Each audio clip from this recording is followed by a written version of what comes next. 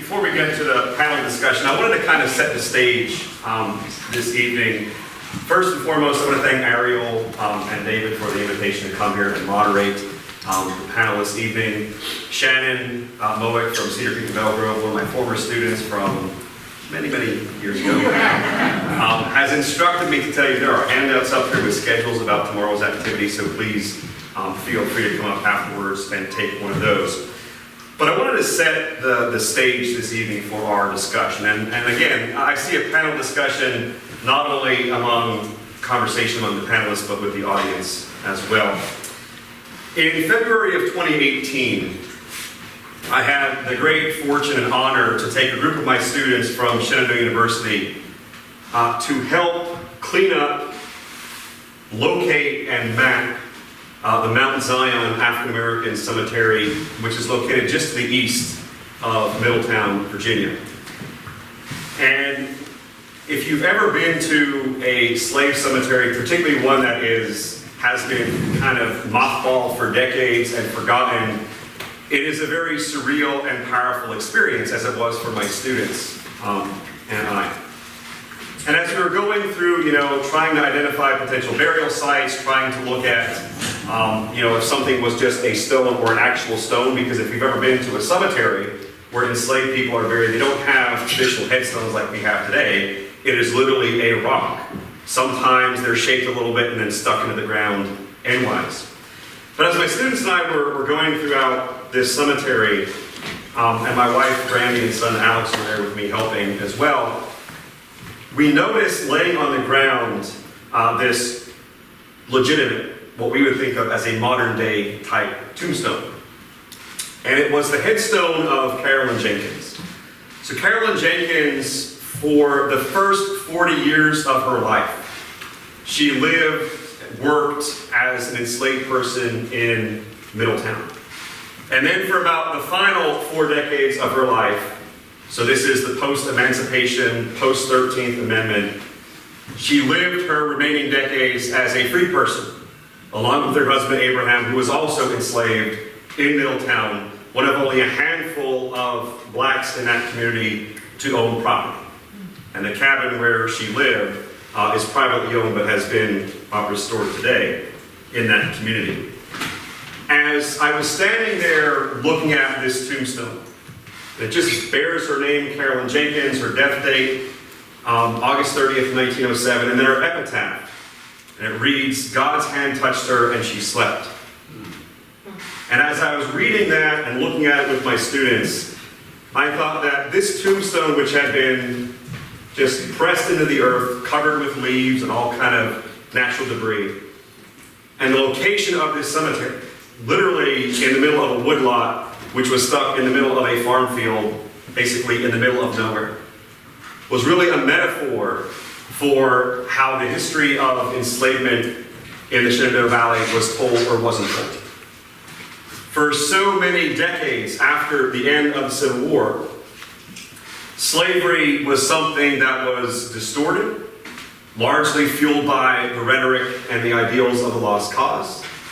It was something that individuals like Joseph Waddell, who was an enslaver in Augusta County, Virginia, he wrote a book very shortly after the conflict, and he essentially stated that slavery really didn't exist in the Shenandoah Valley. And in those areas where it did exist, it wasn't large in numbers, and that enslaved people were treated differently than they were in other parts of the South, like South Carolina Low Country or Tidewater, Virginia. Slavery in the Valley was a kind, merciful, benevolent institution where people loved their enslavement. And that whole idea was carried on in succeeding decades by other authors. John Whalen, Julia Davis, Laura Virginia Hale, all, were kind of picking up and perpetuating this myth, in essence. And so that moment in that cemetery was also an inspiration to me. For off and on for about a decade, I had been researching and writing about different aspects of the history of enslaved people. And it was that moment in 2018 where I'm like, I need to put other projects on the side and work on this book. And of course, I'm giving a shameless plug. That is the book, released by University Press of Florida in the spring of 2021. Look, the reality is slavery happened in the Valley. By the time the Civil War broke out, 1 out of every 5 people in the Shenandoah Valley were enslaved. I think the reality also, something that I will argue until the day I die, is that I really think when you look at slavery on the individual level, not the statistical level, no one's saying there were, hundreds of thousands of enslaved people in the Valley. The percentage is, 25%. It's not 50 plus as it is in Tidewater or Charleston. But I think when you look at the experiences of enslaved people on the personal level, slavery is no different in the Valley compared to anywhere else in the country. It is a horrible, brutal, vile institution. And so I am delighted this evening to have this opportunity to help moderate this discussion with what I regard as a very distinguished group of panelists. Dave Carr, who runs the Blandy Farm, you're the executive director. Adeela Al-Khalili, who has been a great sounding board and friend over the years from Josephine School, and Tammy Denease and Joe McGill from the Slave Dwelling Project. So the way that I envision this panel this evening, I have 3 kind of questions to get us going, and then we're going to turn it over to you. Because again, I don't want this just to be watch us talk, but I want to have the audience engage well. So the first question I want to pose is really inspired by the great African-American historian, John Hope Franklin. So John Hope Franklin, some of you in the room have probably read his works, and he wrote something very powerful about the value and the importance of studying the institution of slavery. And he said, we should never forget slavery. We should talk about it every morning and every day of the year to remind this country that there is an enormous gap between its practices and professions. Now, certainly everybody on the panel, and I dare say everybody in the room, believes that it is important to talk about slavery. But the first question I want to pose to the panel here is, why is it so challenging to talk about slavery? We know we need to talk about it. We've had great scholars for so many years telling us to talk about it. Frederick Douglass said we need to talk about it, but yet we don't want to talk about it. So who wants to start this off? I'll start. Okay, good. 3 words: shame, blame, guilty. Most people, as an educator that speaks to slavery or enslavement, I try to disarm by starting the conversation with no shaming, blame, or guilty. And once I started that way, that helps people to understand I'm not going to blame you for something that happened a long time ago, because no one here alive today is responsible for the institutions that were put in place. However, we have to acknowledge that some of us, or one particular group, still benefits from those institutions while other groups are being oppressed by them. So when having those conversations and letting people know it's not a blame game, you do not have to be ashamed of being a descendant of an enslaved person, and we're not blaming anyone. So those 3 words, I find that if you can knock those 3 things down, then you can have that conversation. Well, I think it's important that we discuss it, because it certainly goes against all that most believe.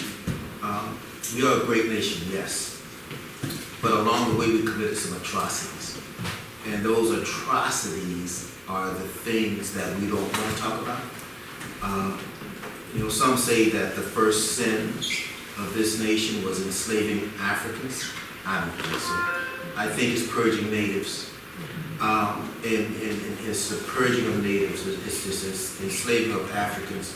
It's the things that replace slavery that continue to contribute to the wealth gap, such as disenfranchisement, KKK lynchings, redlining, poll taxes. It's those things that make us uncomfortable. It's the belief by some that the racism that we are dealing with today happened in our lifetime, came about in our lifetime. No, it did not. It has roots in the founding of this nation. If you look at the Declaration of Independence, 41 signers of that document were slave owners. If you look at the Constitution, 25 signers of that document were slave owners. If you look at our presidents, 12 of those men were slave owners. And that should all be a part of the conversation. I think we are in a position today, at this very moment, where there are those legislating that we should talk about slavery, at least amongst our younger minds, and make them hate themselves in America. So I think now it's more important than ever that we keep it on the forefront. We don't go back to that place where you talked about in your introduction, where they try to minimize that institution and go back to that moonlight and magnolia part of our history. So that's my statement. I want to piggyback on what Joe said in terms of having seen several editions of Virginia history texts. Pictures like this that you see, they're extremely depressing. So most people would like to pretend that they're not real pictures. But worse than the pictures was the reality. So if you don't want to at least acknowledge the picture and kind of study it for what it is, then you're a little hard-pressed to want to think what was behind the picture, what were these individual lives like, and that gets lost if you don't want to say, oh, I wonder what that was like, versus turning the page and pretending it's over, it's not over, because those souls are still with us, their descendants, their hopes, their dreams, their narratives. And I think, as speaking for the educators, I don't think we've done, present company accepted, a good enough job to tell the children the truth. Having moved here from the north, I just assumed the war was over. Well, I got here and it's like the war is literally still being fought. There's no mention in the text that I ever taught in 25 years I was here about the 8 Virginia presidents. That's one of the nicknames of Virginia I learned, Mother of Presidents. You're all slave owners. How in the world can you not teach children not to glorify people because they were the fathers of the country without telling them, in some cases like Jefferson, he literally was a father of the country. How do you leave that out? That must be included because people suffered for that hypocrisy and they're still suffering today.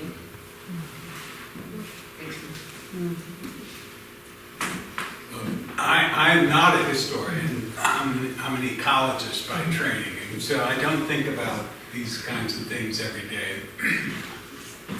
But one of the things I've come to realize, especially in the last few years, is that one thing that makes a lot of people uncomfortable broaching the subject of slavery is that there's a mythology that many of us grew up with that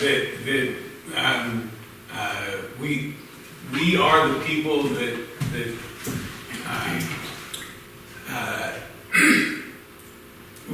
we grow up to be the people we want to be. That in America, if you work hard and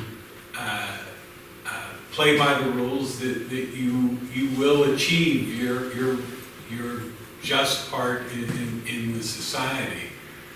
And I think it's very hard for people to admit that that is a myth.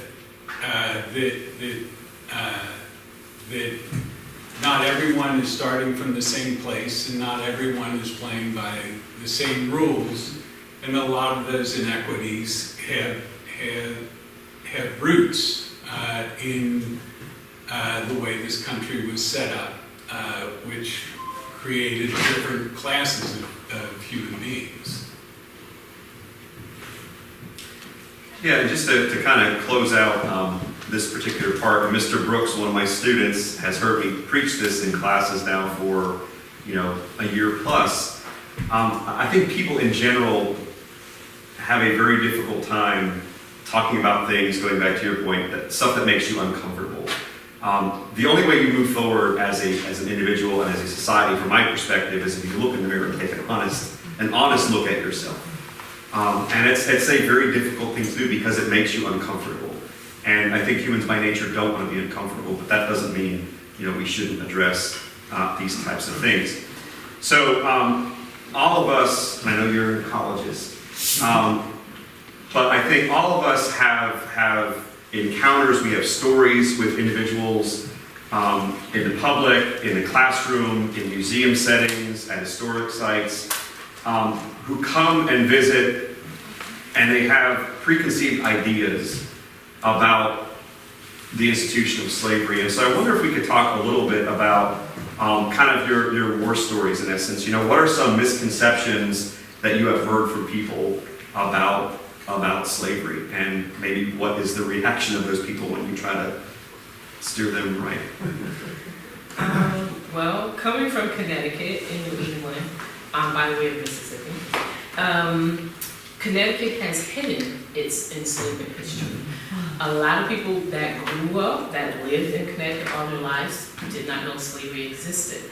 In 1772, there were 5,264 enslaved people, 10% of the population. As a guide and an educator at a local museum, I once gave a tour to a group of seniors, anywhere from 70 to 80 years of age.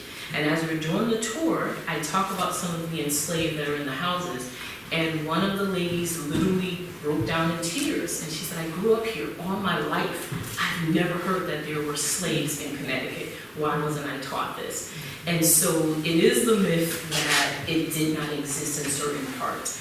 And as a person who do not believe in difficult conversations, just uncomfortable ones, if we can get past that uncomfortableness, and again, it is about not the blame, shame, or guilting, that's when the conversations can actually be had. However, when you have institutions that are specifically set up and designed to only focus on certain attributes that are presented on one side lens of history, then you will continue to have those walls there. My great-grandmother used to always say that the flattest pancake has two sides to it. Even if that pancake has a hole in it, it has two sides. So when telling history, we need to talk about all sides. We need to be inclusive. We can't continue to just tell that one side of the story.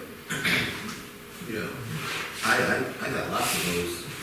Because, I work at Magnolia Plantation and Gardens in Charleston, South Carolina.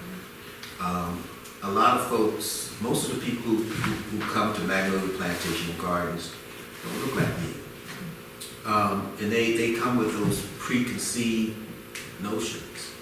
And I can't totally blame them, because a lot of those folks are right around my age.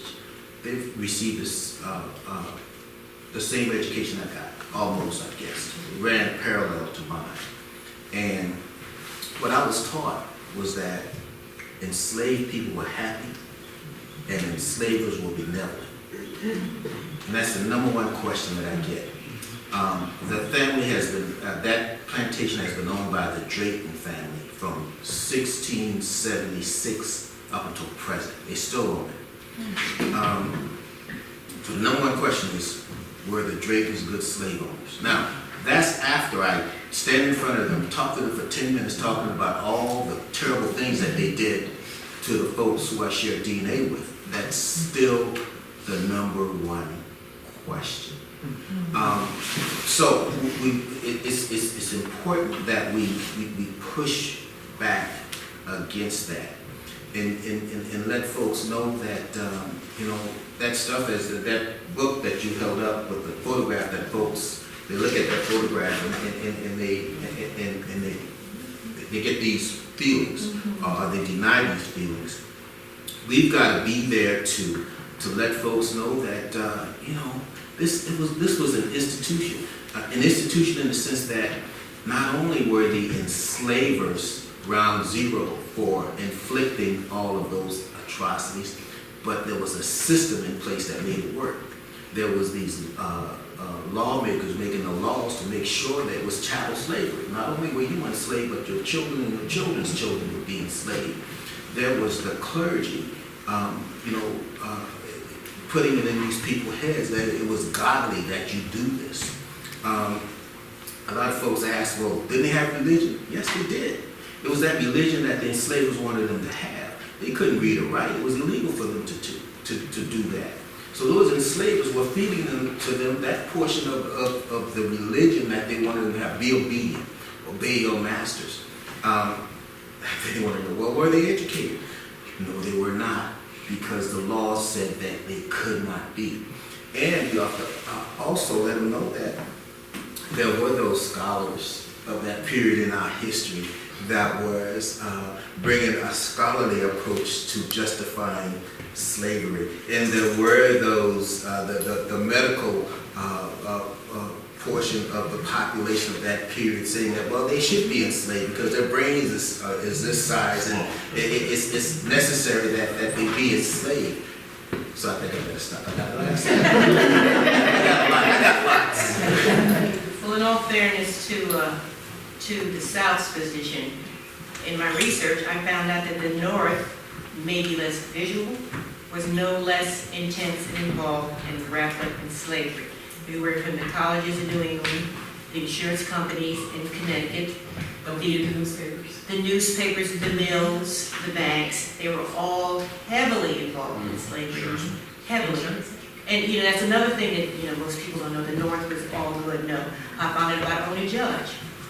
One of Washington's slaves that ran away, never caught her. Never caught. Yes, and it was so much of that resistance that we don't hear about either, which is something that we've talked about, Jonathan. There's so much resistance that these people put up. It wasn't like, oh, we're just liking this so much. I heard Teresa Road. I think we've talked about Teresa.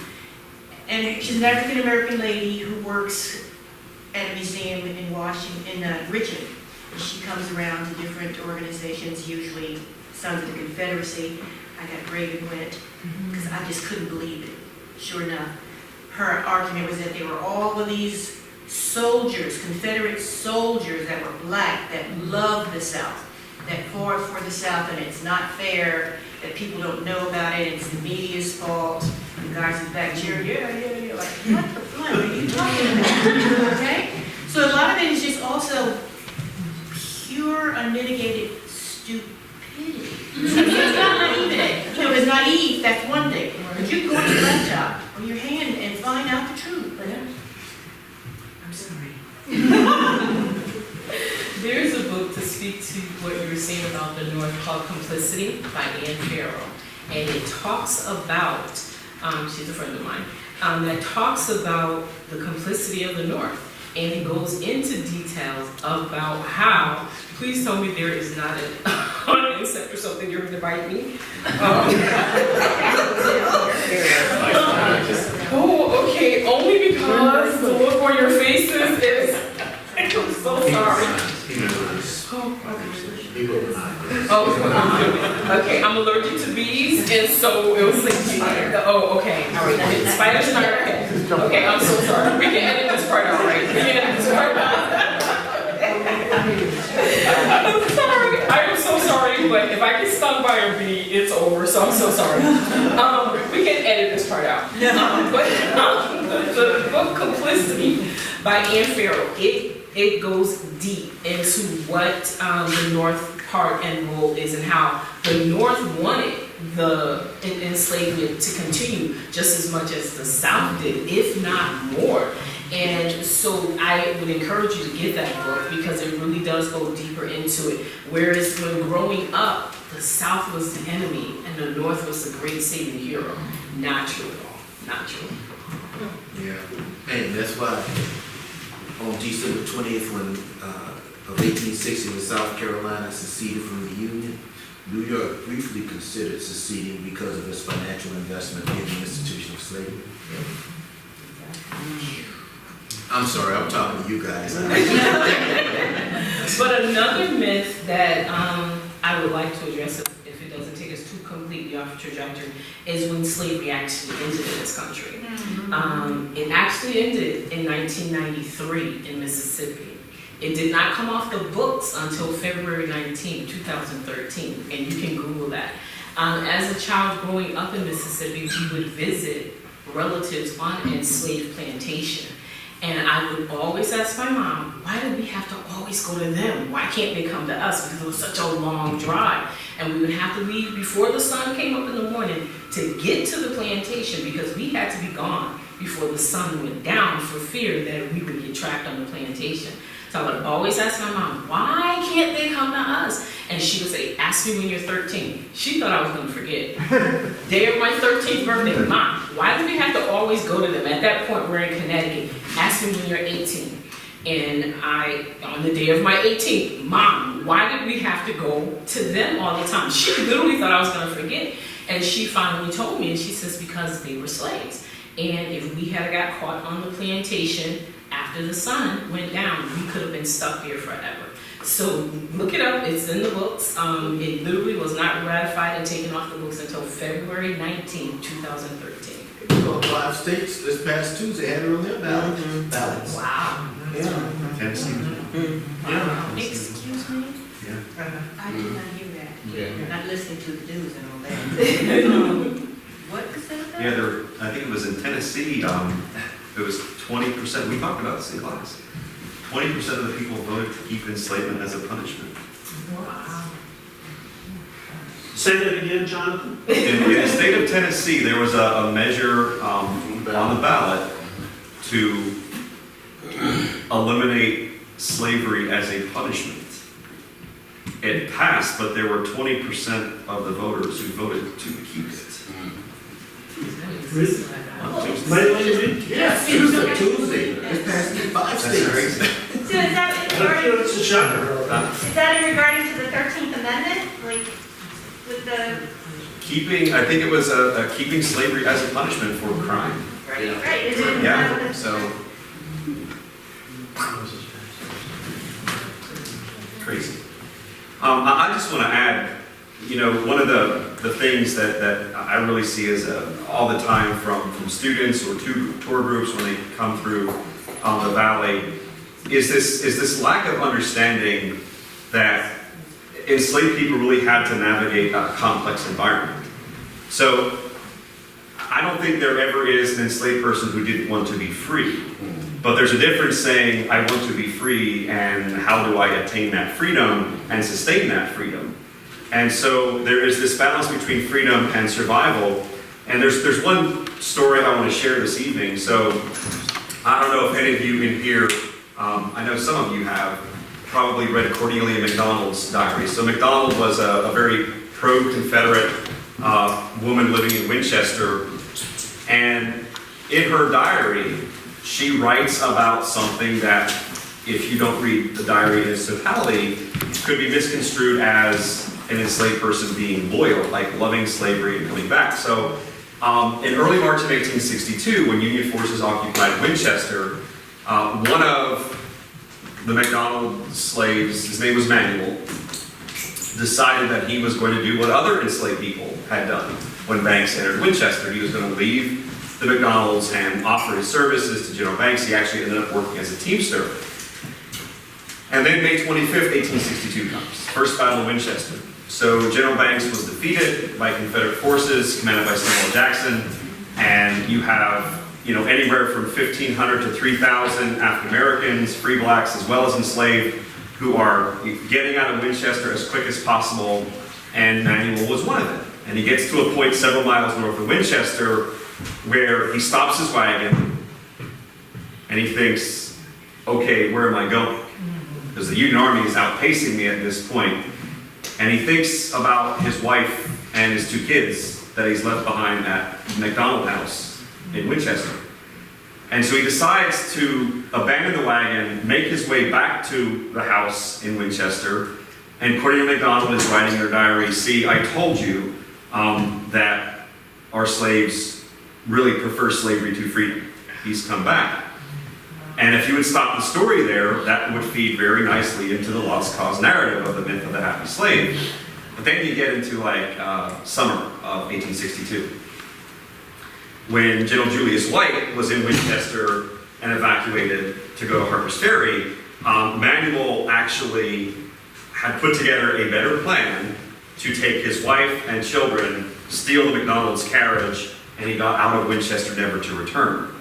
So, as I always, I write about in the book and I tell students all the time, Manuel is performing an act of loyalty, not to her, but to himself and to his family. And I think, it's so important for people to understand the nuance and complexity of things. And that's really, the greatest thing that I hear coming out of people's mouths all the time is, well, wasn't it, weren't they kind? And there are instances, many, many recorded instances of people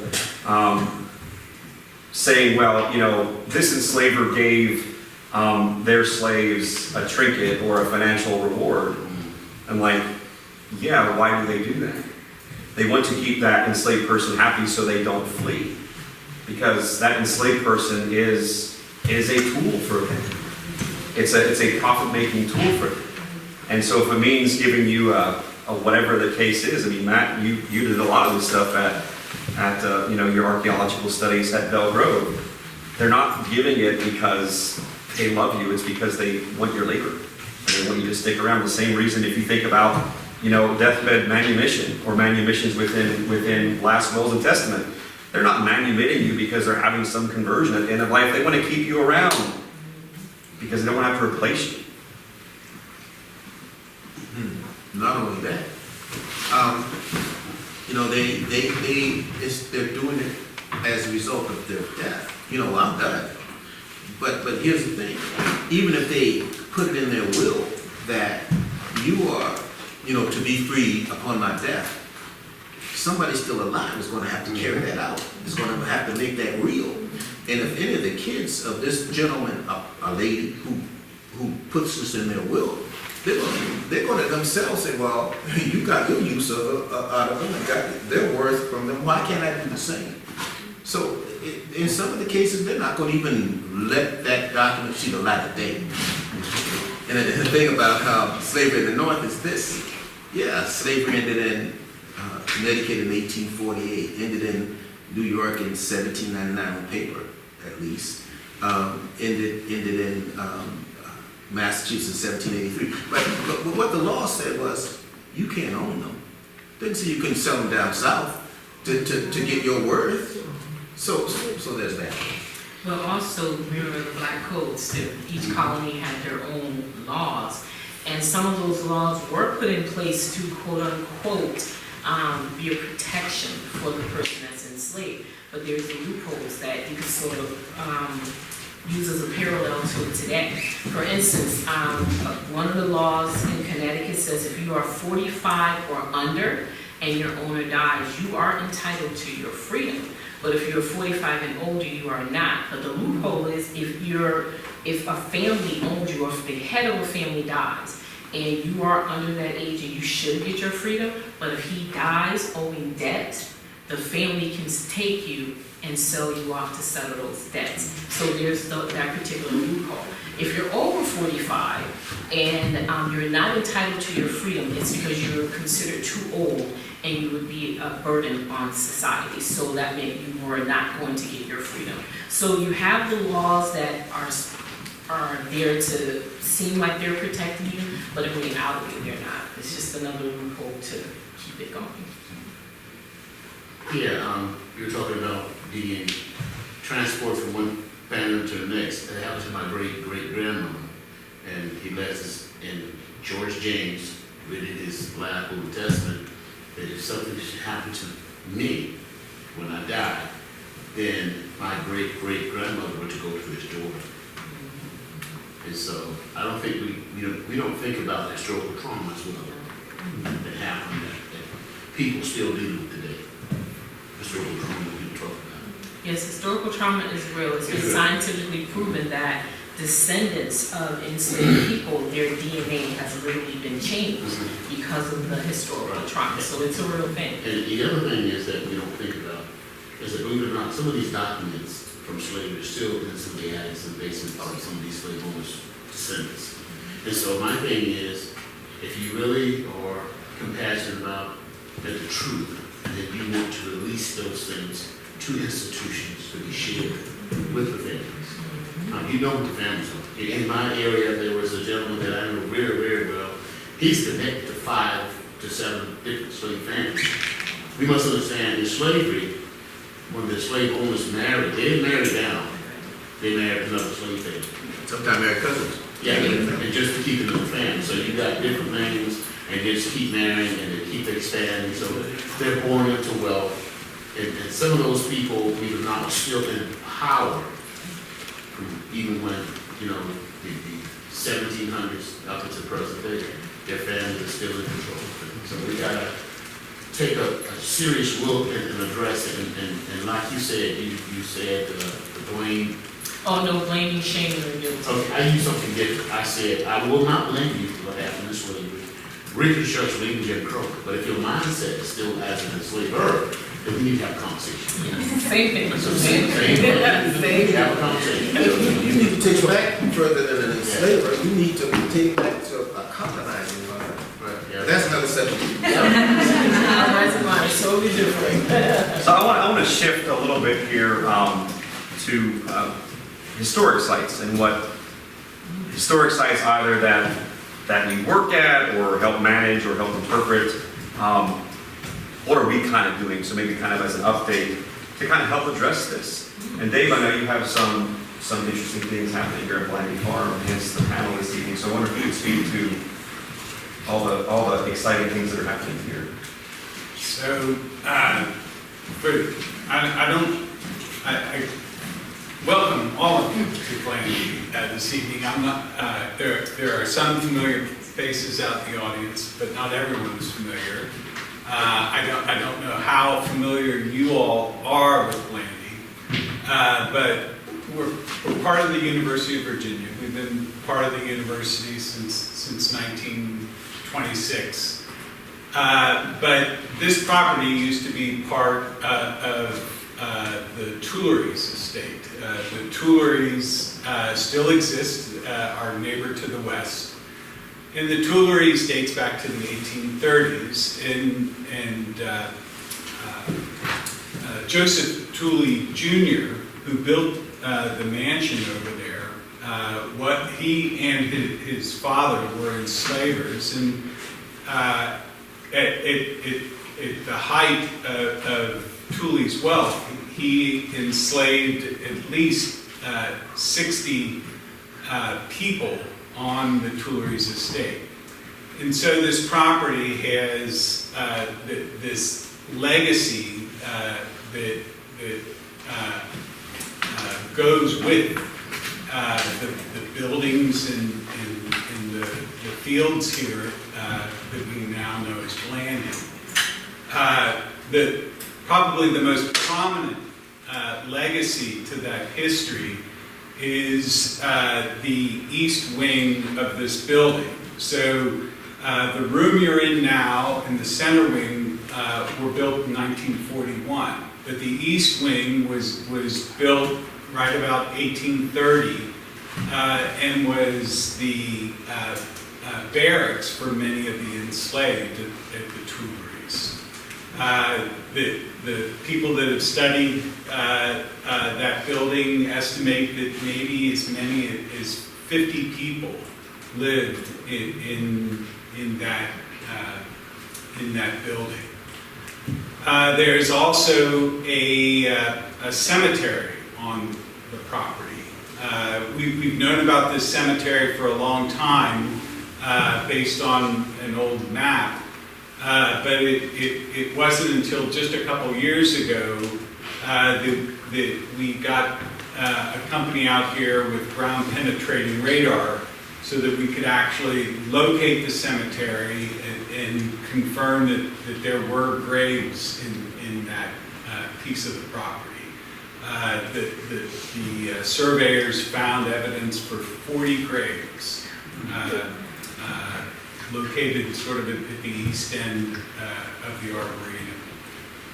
So the University of Virginia and Blandy are really trying to come to terms with this history. Of course, down in Charlottesville, the university has its own history, but we view one of our roles here at Blandy is to be stewards of this history and the people that lived and died on this land. Our main mission here at Blandy is to train the next generation of researchers. During the summer, we have as many as 30 researchers from all over the country who spend the summer here at Blandy and conduct research. And one of our goals is to create a next generation of researchers that looks much more diverse than my generation of researchers. What are they researching?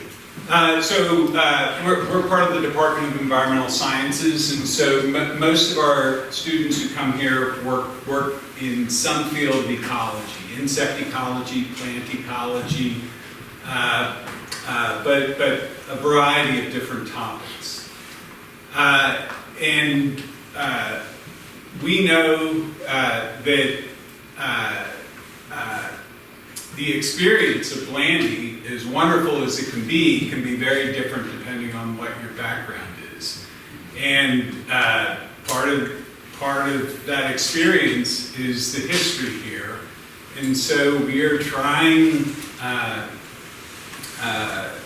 to not just understand that history, but to learn how to tell that history to a very diverse audience so that everyone can benefit from what Blandy has to offer as far as scientific training is concerned, but also everyone can benefit from the history here and learn how we all got here.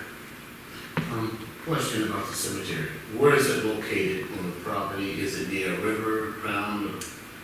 So it's about a half a mile due east of here. It's on sort of a high piece of ground.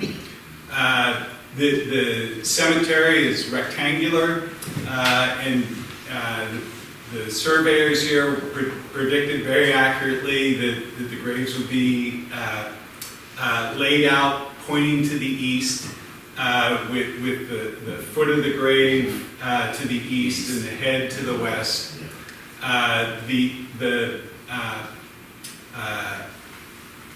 The plot is fairly large. The rectangle is fairly large, but the 40 graves are scattered, but in small groups, and it makes me wonder if there are family groups, if there's some relationship among the graves. That's normally traditional of African American cemeteries. There's probably a body of water that runs close by, I'm assuming. There's now what we call Lake Arnold, which probably at the time this area was a plantation, was just a small stream from a spring that ran to Spout Run, which eventually runs into the Shenandoah River. Yeah, that's normally that's normal of traditional African American burials, facing the east. So when Judgment Day comes, they'll be facing the Savior, and the other part was on the high point, so it'll be at the highest point when he does come. And also the body of water takes the spirit back home. Now home to Africa or home to death, but that's traditional burial. And also they used to dig the graves the day before, and so the son could pass over the grave, passing from one life to the other life. They used to pass the children over the grave 3 times, Father, Son, and Holy Ghost. The other thing was they would tie a pipe rag around their heads to the top of a certain mountain, so the spirit would stay in case that person died in anguish or agony. The spirit would come out and haunt them and that kind of thing. And some of them, the PDA would put cactus around the grave. to attain the spirit that they're driving away. So those are some of the things that they should do to incarcerate the citizens. Do you have any idea who any of these people, however many there are, could be? We do not yet know. We had an intern from Howard University. You met Antonio Austin last summer. And he did a great job compiling lists of names of people who were enslaved by Joseph Tooley and his family. We have a pretty good list of those people. But one source of great uncertainty for us in that cemetery is it's sort of at the east end of what was probably their property holding, and so it's possible that cemetery could have been on another property or could have been shared by other properties, because there were some other big landholders.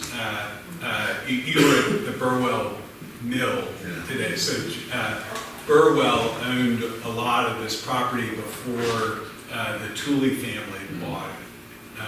And so it's possible that this cemetery, for all we know, could have involved a number of slaveholding families. The sad part right quick about African cemetery is a lot of times, especially in Joe's county down in Charleston, they don't do it now, but they used to just basically dig up the bones, put them in the truck and dump them, and put the bill on it. And Sometimes it didn't build that over. well, that's true too. On top of it. So it happens. It happened in Darlington County. Happened in New York City? Yeah, oh yeah, New York City as well.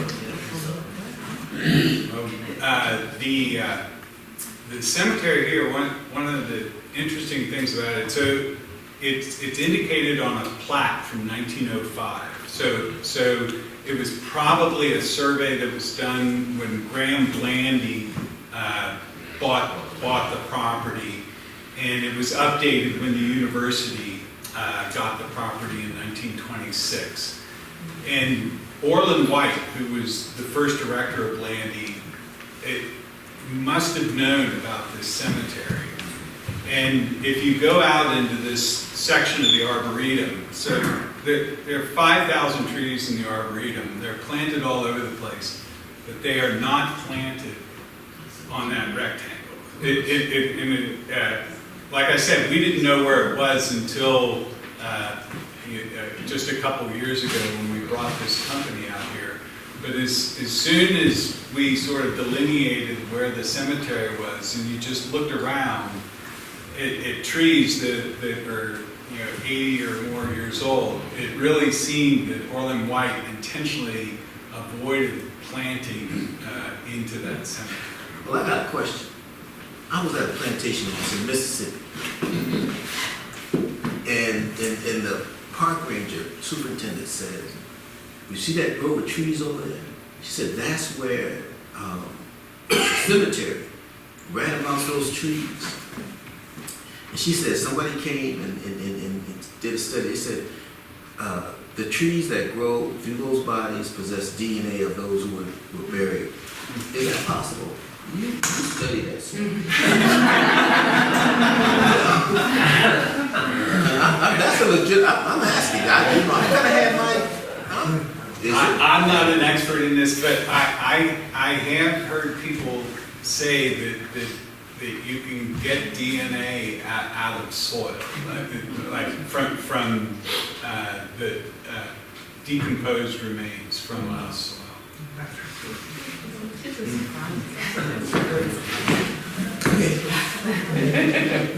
So I think what we'll do, in the interest of time, let's open it up to the audience. What questions do you have? John and I wanted you just off the seat of your pants. I know you haven't researched this, but as far as slave dwellings go, how does this barracks, 50 people, the size of it, isn't it rather, maybe unique in habitations? It looks too good. Yeah, it does. That's one of those things that you kind of look at it and it doesn't look like a traditional slave cabin. I mean, there are examples, of slave cabins in the valley. The one at Claremont comes readily to my mind. I mean, it's been adapted over the years, but you can kind of see its simplicity. I would think that would be kind of unique. And it'd be interesting to kind of go back and look at why that's the case. Barracks are somewhat common in Virginia. Isn't that what George Washington did? Yeah, Mount Vernon. Yeah, he had a barracks type situation. Some of these enslavers didn't care about family units in some cases, but there was a point in the history of enslavers where they figured out, it's best that we allow these enslaved people to have families, because then they'd have less propensity to run away. In fact, they came up with a term for the propensity to run away. They call it drapetomania. They call it a mental condition. They just disregarded all the mental anguish that these people were going through. The fact that these families could be torn apart at any time, and instead they were looking at it as a mental condition because they wanted to run away from something that oppressed them. But that's not what the question was. So go ahead. In Belle Grove Plantation in North Carolina, they had a nice looking slave quarters because it was very close in the city, and it was close to the big house. Bellamy Mansion. Yeah, Bellamy. I said Bellamy Mansion. Yeah. Bellamy Mansion. With the five seats the toilet. But anyway, that you find that it depends on, and the quarters were closer to the big house, were more fancier than the ones that Yeah, and the ones that were field hands were usually duplexes. They put the chimney in the middle because they wanted the efficiency out of that one chimney, warming both sides. But in Connecticut, the three-house museum I work at, the enslaved people stayed inside. Yeah. And so they were in the house with them. And depending on who the enslaver was, for instance, our first diplomat to France, Silas Deane, not Benjamin Franklin, Silas Deane, he was one of the wealthiest men in Connecticut. And so his enslaved people stayed in the house with him. And it is believed that Hagar's room, who was one of the enslaved people who was a gift, which oftentimes happened as part of the wedding dowry, Hagar would stay in the room diagonally across from Mistress Dean's room because she had to be at her beck and call.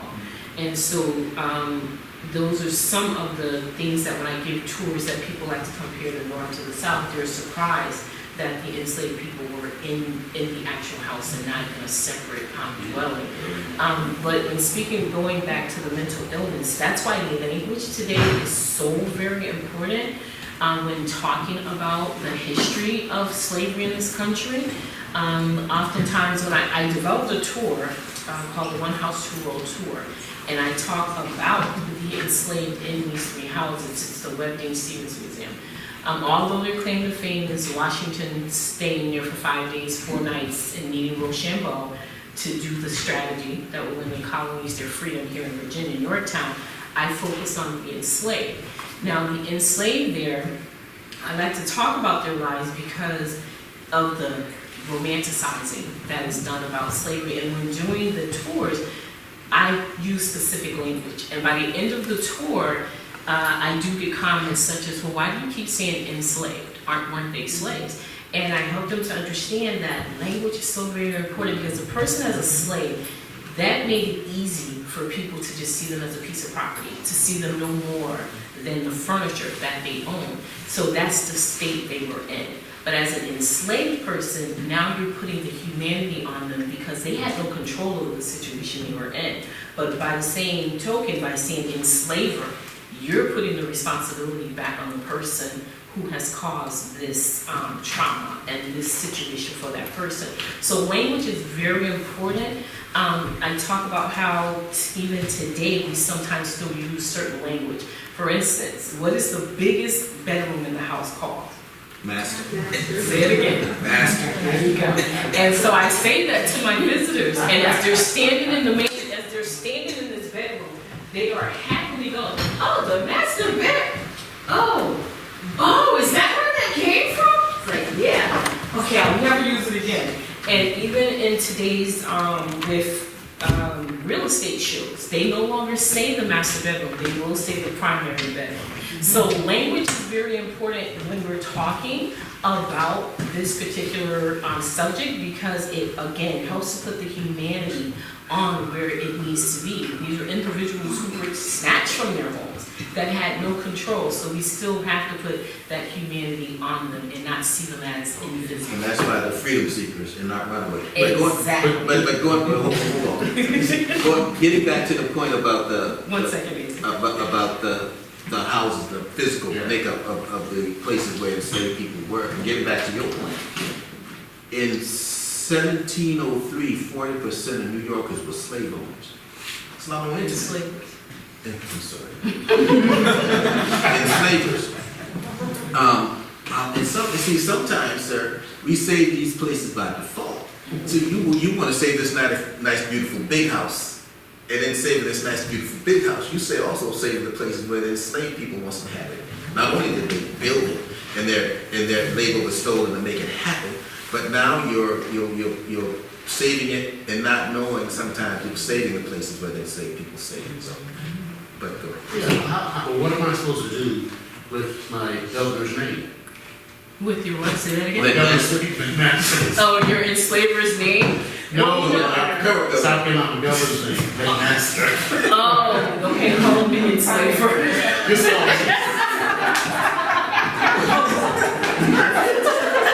No, I'm not gonna visit you no time soon.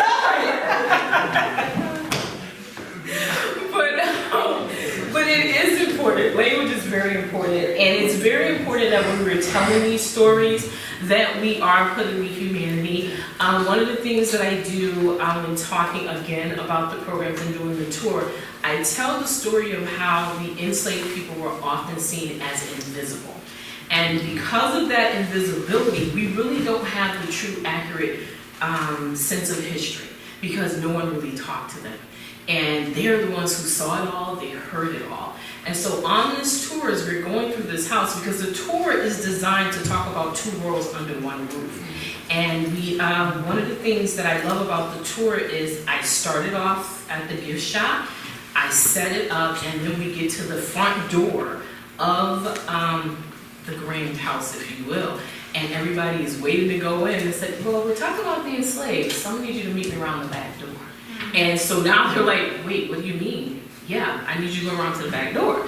And I will go through the front door, we'll do this tour, and as we get to the front of the house, as you know, the front of the homes are most immaculate and most beautiful.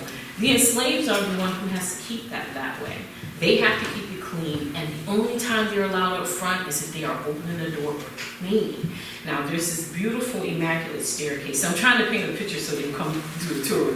But it's this beautiful, beautiful staircase, very well designed, and it's original to the house. This house was built in 1766. So as we're going, we start in the kitchen, work our way up, and the staircase in the back is extremely narrow, dark, and steep stairs. And I have them use your imagination. You are Hagar with your petticoat, and you gotta carry this hot tray of food up these very steep stairs, or worse, as I got the idea from Joe, you're carrying a chamber pot and you slip and fall.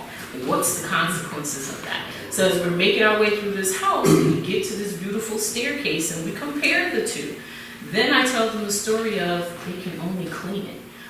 They can not be here. Even if they gotta open the door, they gotta go all the way around and come back and open the front door. So I said, in honor of those who built this staircase and who was not allowed to really appreciate it, my husband and I took our wedding pictures right here.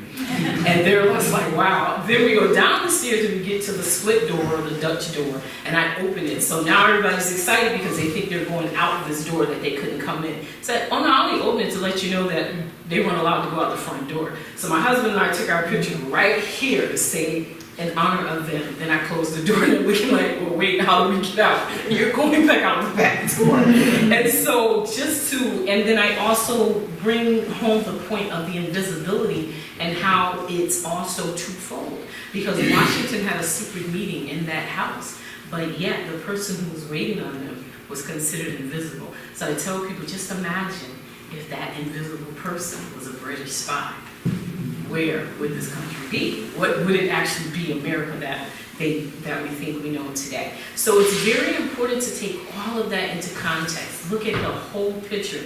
That's why every story needs to be included. That's why it cannot be just one side. And we have to be the ones to continue to tell it so that all of those untold and unheard stories can be heard.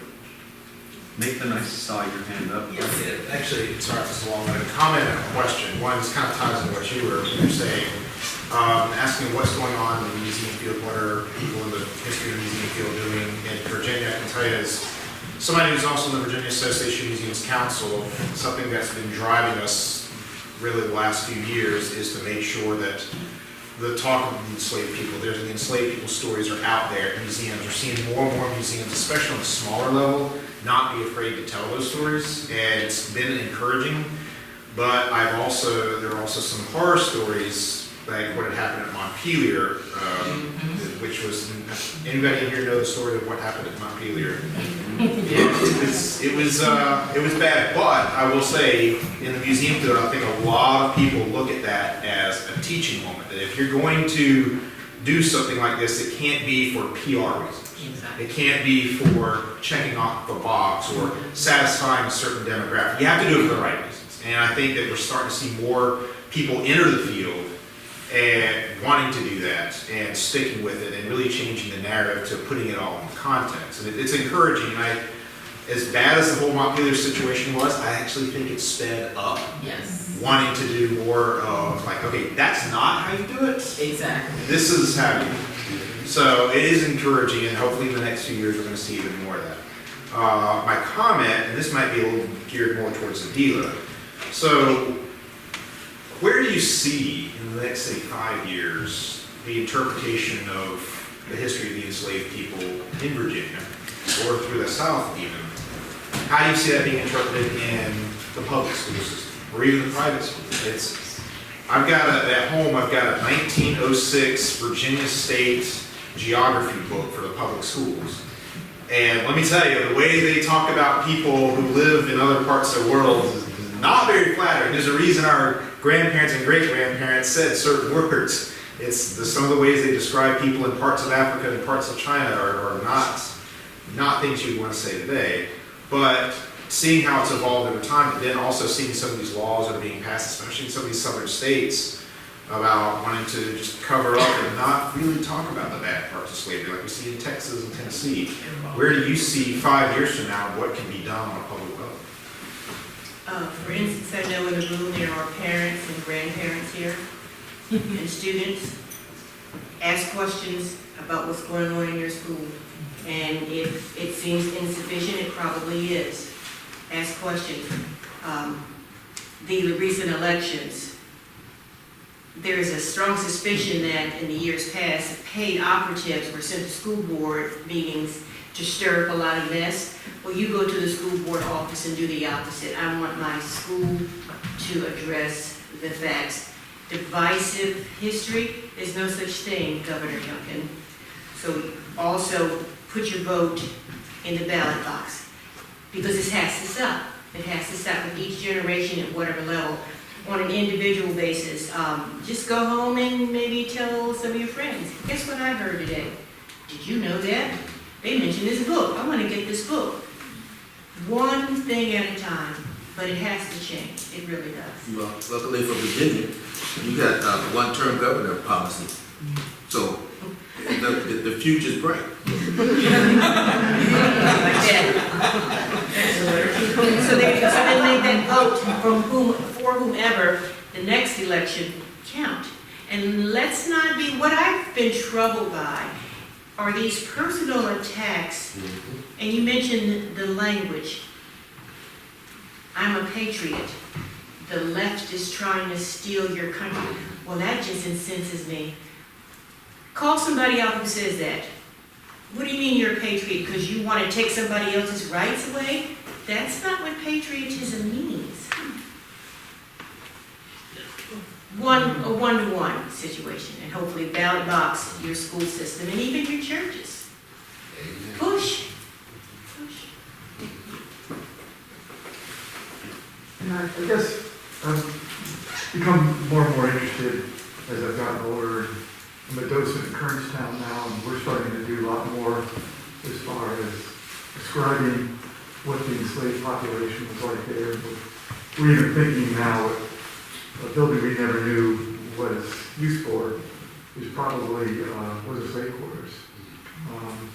We're researching it, we're constantly updating. But getting to the point of history and how to teach history, it should just be a win-win for everybody. You can still bring out negative aspects of our history, but in the same sense, you bring out those positive, inspirational stories of how some people did not succumb to the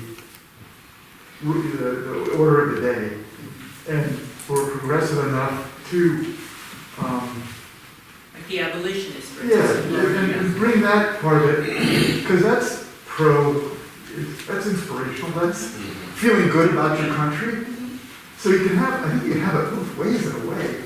You can introduce some of the negative aspects that were not, inspirational for us, but still have that inspirational part too.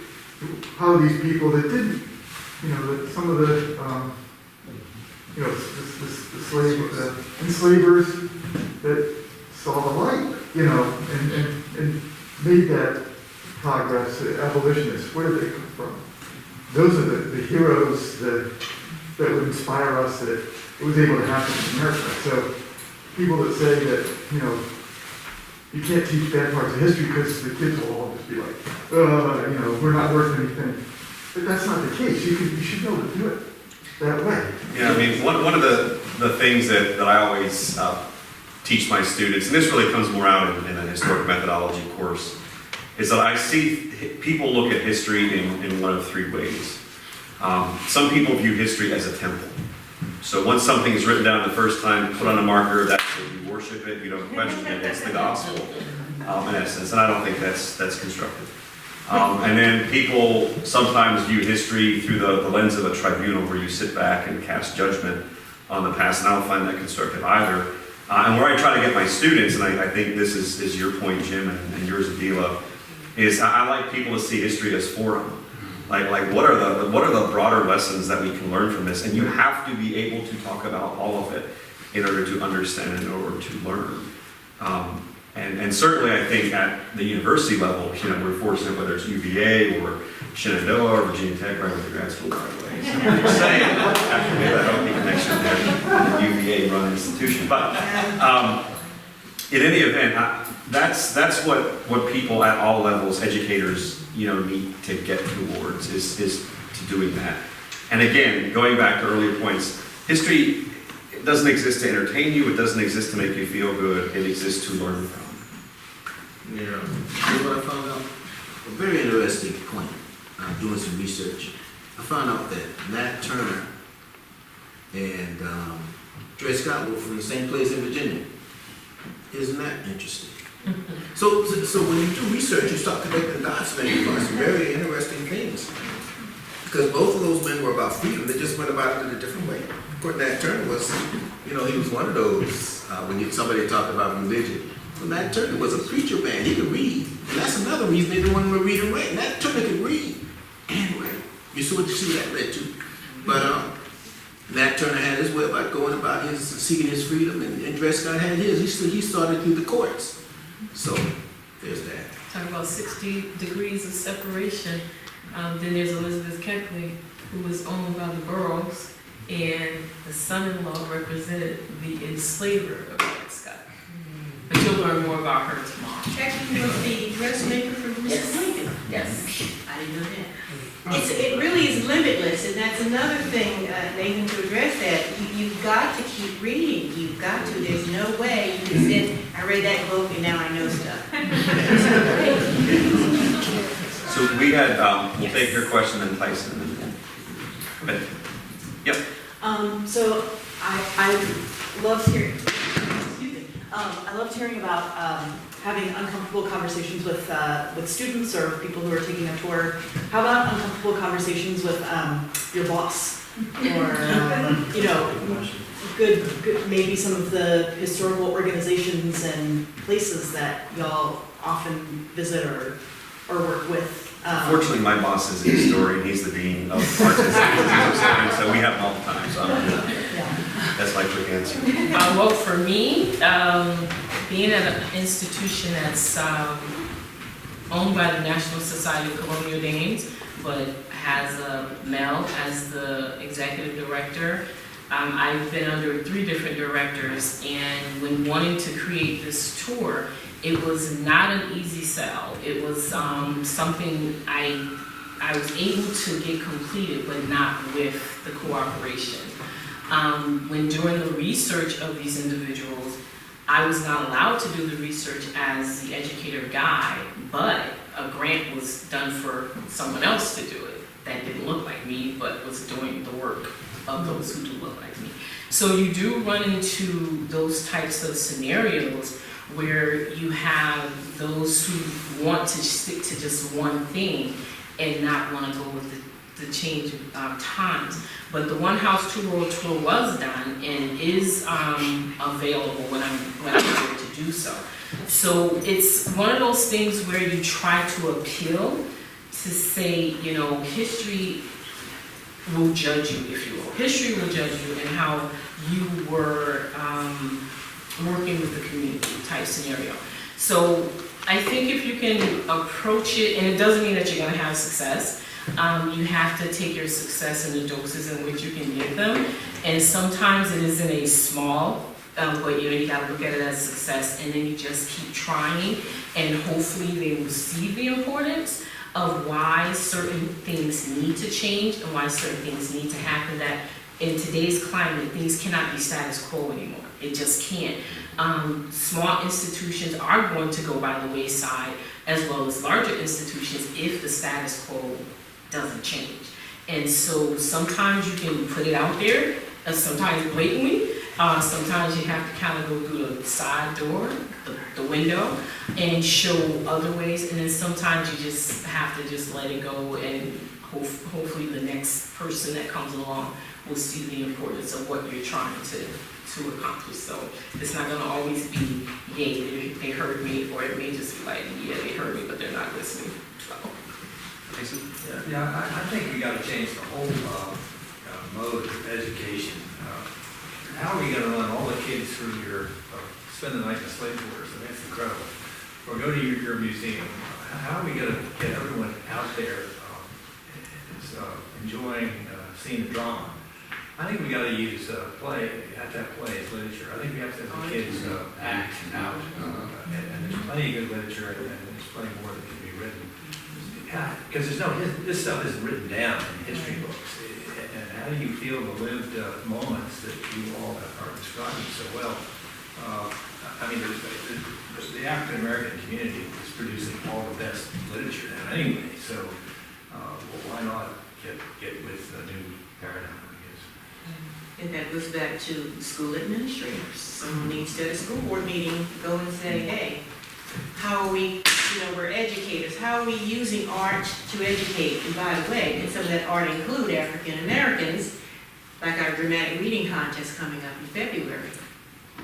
Schools have to be nudged, because although most of the people teaching that I know now are a lot younger, there is almost like a sense of, there's no problem.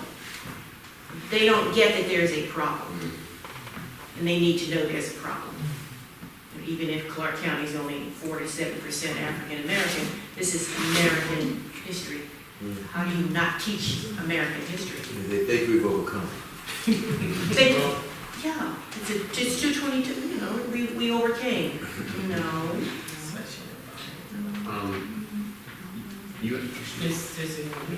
Sure. Hi. I'm a 70-year-old man.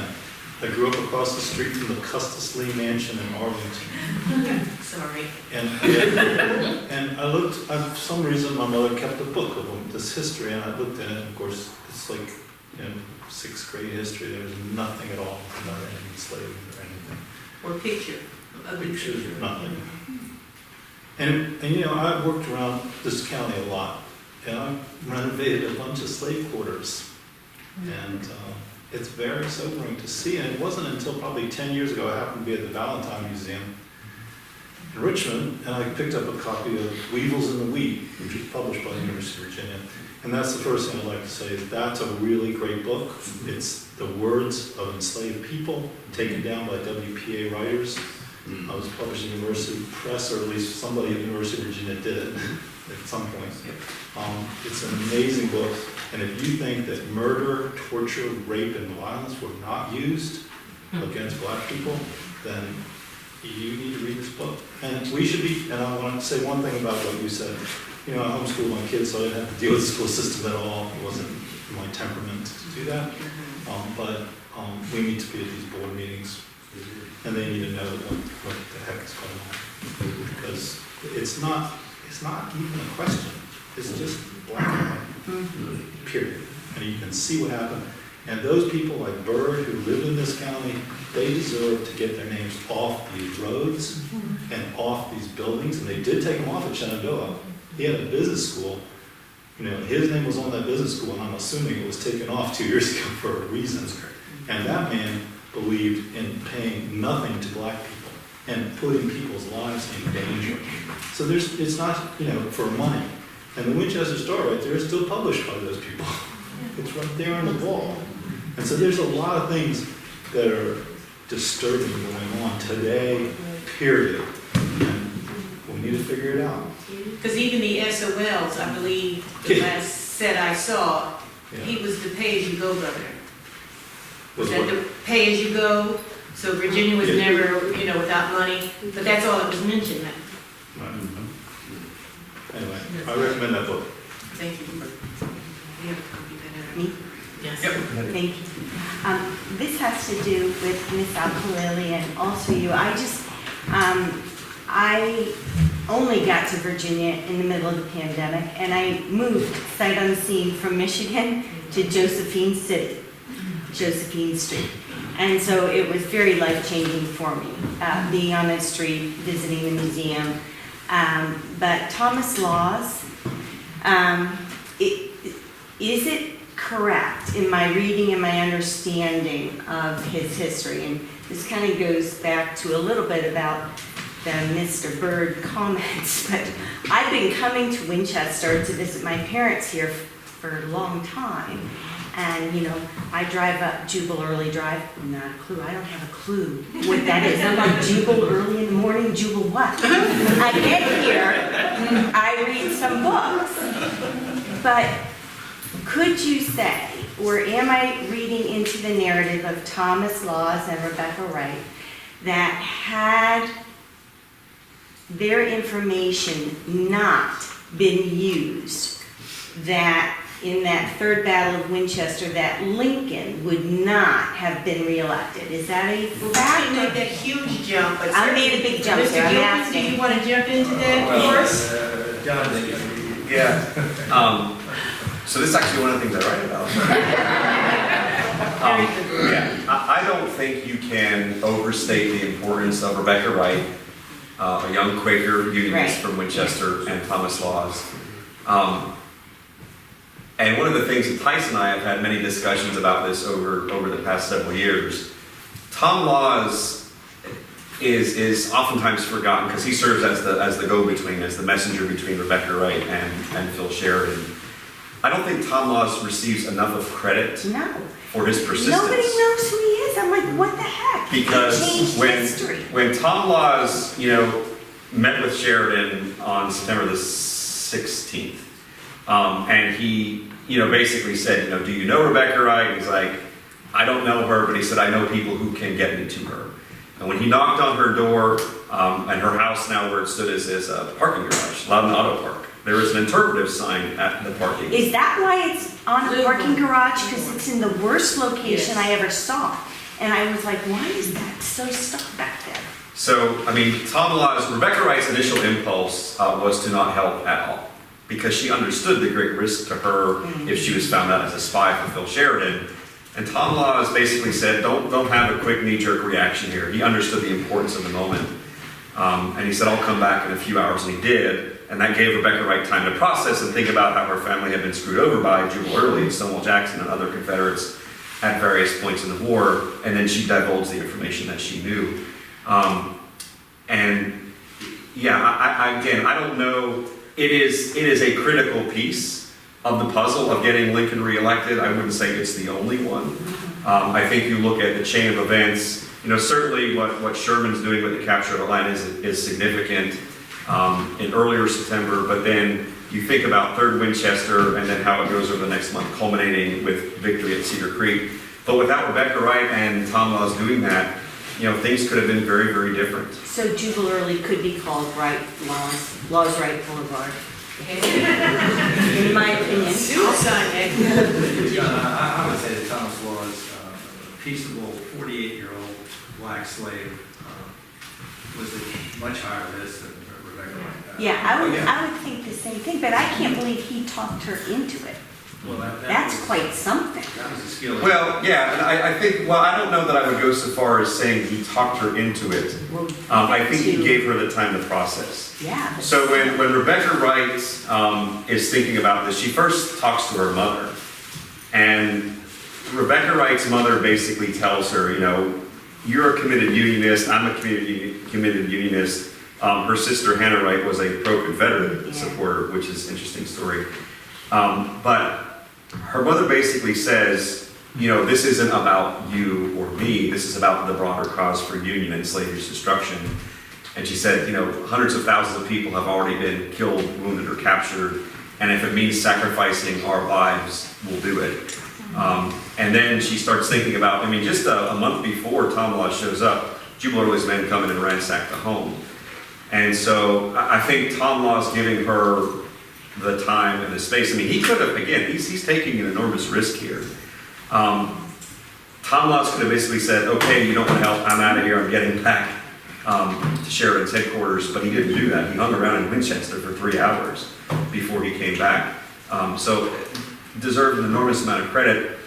And the thing is, Tom Laws is one of many. There are hundreds, if not thousands, of black people in the valley, free and enslaved, who are playing such critical roles in things like intelligence gathering that we will never know their names. One of the saddest stories I uncovered researching my book was in Jefferson County, West Virginia, in November of 1864. So this is after Sheridan has secured the victory. There was a young black boy, about 8 or 9 years old, from Jefferson County, who went out to provide intelligence and information to Captain Richard Blazer, who was the commander of Sheridan's scouts, telling him about the presence of John Singleton Mosby's command. And there ends up being a fight at Cabletown, West Virginia. Blazer is defeated, and the little boy hangs out with Blazer throughout the battle, can't get away. Mosby ends up hanging him on the battlefield afterwards. And one of the things that I honestly believe is this boy is buried in the National Cemetery in Winchester, in grave 2003, I believe, is the number. Because if you look at the burial rolls of the National Cemetery, it has this cluster of unknown Union soldiers, and their names aren't there, but they're identified as being members of Blazer Scouts, and then there's a notation colored boy in the roll, so it has to be more than likely this child. A caveat to that, if you drive to Marshall and you look at the marker for Mosby's guys, it reads Mosby's gallant, I'm like, gallant. And now I hear an 8-year-old is murdered. So moving to Josephine Street changed a lot in my life, and I've got Denzel Washington playing Thomas Laws in my brain in this great movie that should be coming out. And I've been trying to peddle it to anybody because I think even if one person's name gets elevated, Tom Laws should be elevated. And I also contacted a one-star general at the Pentagon who's African American, and asking that I think the U.S., the nation, should acknowledge him in some way, shape, or form. And next year is the 75th anniversary of the integration of the armed services. And I believe that General Adams is going to make that happen. So I've been wanting to meet you so badly, Ms. Lily. Well, no, it's just about one person at a time, making these what seem like small changes, but when they're all grouped together, they're gonna make a big difference, so thank you for that. No, the research is all you all, but the story can go up at least. I don't want to beat that horse, but laws, go in the front door, locking the door behind you. He goes into Rebecca Wright's house, she's standing there, he locks the door behind him. It's a black man going into a white woman's Yes. house. Locks the door. And then he works it out, like he leaves, he gives her time. And here was a guy, he had no support. He didn't have, I mean, he had some scouts that got him there, Yankee scouts, got him up to meet Sheridan, Major General, slave using, I don't know if he had a choice either way. I mean, it kind of begs the question. But he had a wife and a family at risk and no other support. As a matter of fact, he had to keep it a secret probably his whole life. I mean, extraordinary decision. Here's a man that made a decision. It's Absolutely. I agree. So I assume you know he's buried down your street. Well, that's why I want the U.S. to come out and honor that grave. That's really being worked on. Well, what's interesting is both Rebecca Wright and Tom Laws, there were efforts to give both of them military pensions after the war. Oh, I read that. Both efforts failed. Tom Laws was also offered a position in the War Department. There was a group of veterans from the Union Sixth Corps when they came to Winchester in the 1890s to dedicate a monument to Union General David Russell. And they sought out Laws. And Laws, of course, was doing everything he could to keep it quiet because he did not want this to get out. I mean, it got out that Rebecca Wright had done this and she was kicked out, and ultimately Sheridan and Grant intervened and got her a job in the Treasury Department as a clerk. But Tom Laws didn't want the job in the War Department. He's like, I'm old, I just want to be left alone and enjoy my grandchildren and just stay alive. I think we have time for maybe one or two more questions. I want to say this. Piggyback on what you said about the arts. And that's what we do. We do that, we started doing that at Florence a few years ago. Having, and not to neglect anybody else, we have all African art show. And I got asked by the media, why do you do all African art show? I said, number one, in the mainstream galleries and museums, their presence is not there. And so who could tell a story like an African American? We had one young lady in 2021 to create a chair, an electric chair, George Stinney. If you don't know the story of George Stinney, he was the youngest capital punishment execution in the United States at 14 years old, accused of killing 2 white girls. He was younger than they were, but he killed them. But anyway, she created this chair, and we had it in our show. And when you came to see it, most people couldn't take it. They left when they read the story about George Stinney. They cried. And so that part, and the other part kind of takes us off a little bit for the Black Panthers. Have you ever run into problems with researching about Black? That's a rhetorical question. Yeah. Because I had, doing research in certain places, we get, oh yeah, it's over here, or they'll bring me stuff down they want you to see. Well, so I get other people to go for it sometimes. Well, sometimes you have problems because when I worked in the Mississippi Delta, we were researching the White Citizens Council. And the thing is, some of those folks I'm interviewing were part of that. Are they the descendants of those who were part of that on both sides? And it gets difficult when that history is that close. So there's that. I was had an interest. Where do you give your tours that you were talking about? I'm in Weathersfield, Connecticut. It's called the Webb Dean Stevens Museum. You'll be at Belle Grove tomorrow? Yes, tomorrow at 1 o'clock, not 3 o'clock, I will present Elizabeth Keckley. I was hopefully you might have an opportunity to help me work on my tour. Wait a minute, where's your tour? Well, I get bike tours of Belle Grove. Oh, okay. I've been talking about furniture for the last 7 years. Oh, you guys put And some life into I've it. been trying to incorporate the black story as Belle Grove tries to interpret more of it. Well, if you have your tour together, if you have it out for me or have it together, I'd be more than happy to help you with that. Yeah. I just mentioned names and numbers, Mm-hmm. and you know, people like to be cross-eyed sometimes. And You gotta put some life into it. I kind of like what you were talking about on your tour, and somehow I need to incorporate it, that with Kristen's permission or whatever. You got it. Yeah, if you start talking about the people in the experience, the cross-eyed glazed over look will go away. I said if you start incorporating the life and talking about the people, the cross-eyed glazed over look will go away. They'll have more interest because now you're connected I'm to sure you're them. right. Yeah, you make them a parallel. So yeah, definitely. I'll draw something. So now that Tammy has more added to her plate, I think that's a good point to stop our discussion this evening. So thank you all for attending.